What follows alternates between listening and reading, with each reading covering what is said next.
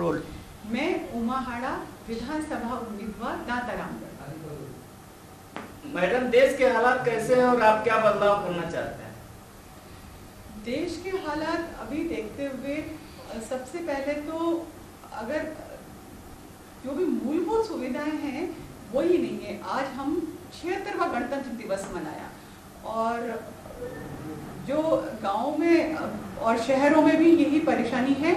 तो सबसे पहले तो मूलभूत सुविधाएं जैसे पेयजल की व्यवस्था करना, सड़कों की व्यवस्था करना, जनसंख्या वृद्धि को रोकना, बेरोजगारी की गंभीर समस्या इससे मुक्ति दिलाने के लिए, और जो हमारे युवा हैं, जो आने वाली पीढ़ी है, हमारे देश का भविष्य, वो नशे में लिप्त है, उनको नशे से मुक्त कराने के लिए, महिलाओं को रोजगार उपलब्ध कराने के लिए और स्वावलंबी भारत बनाने के लिए प्रयत्नशील रहूँगी। अगर मैडम आपकी जीत होती है तो आपकी भाव कार्यशैली किस प्रकार होगी? मैं बेरोजगारी उन्मूलन के लिए विशेष काम करूंगी। महिलाओं को आत्मनिर्भर बनाने के लिए मैं करती आई हूँ और करती रहूंगी।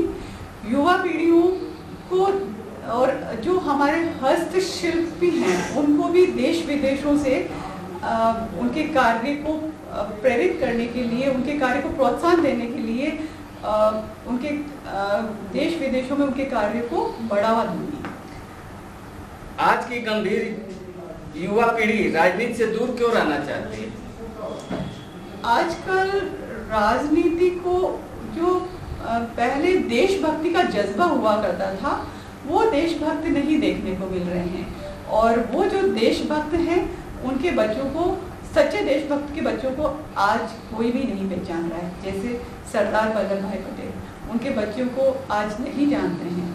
तो जो सच्चाई है उससे लोग बाग बहुत डर गए हैं और इसका व्यवसायीकरण हो गया और राजनीति ईर्ष्या और द्वेष का अड्डा हो गया। इसलिए आज की नवपीढ़ी पाश्चात्यकरण की वजह से भी और देशभक्ति के जज्बे की कमी और राजनीति का व्यवसायीकरण की वजह से भी नहीं जाना चाहती। सरकार और जनप्रतिनिधि से क्या अपेक्षा रखना चाहती हैं आप?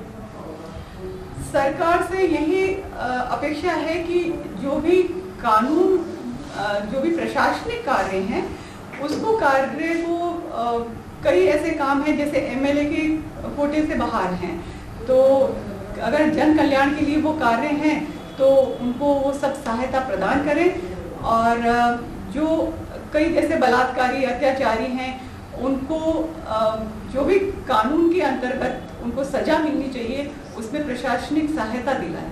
मैडम, आप राज परिवार से हैं तो आप किस प्रकार राजनीति में आना चाहते हैं?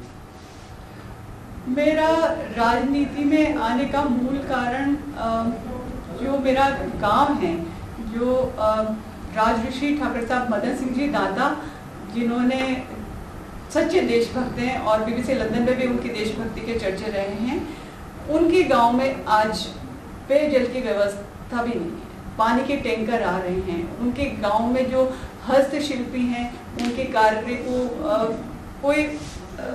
कोई काम किसी भी तरह से वहाँ पर नहीं हो रहा है। तो मैं पूरे देश में भी अगर देखती हूँ तो वो सब कुछ समस्याएं वैसी बनी हुई हैं, चाहे वो जनसंख्या की, चाहे बेरोजगारी की हो, चाहे महिलाओं के अत्याचार की हो। तो ये सब देखते हुए मैं राजनीति में उन सब समस्याओं का समाधान करने के लिए आना चाहती हूँ। आपके कुछ अहम मुद्दे होंगे, कुछ सोचा होगा आपने?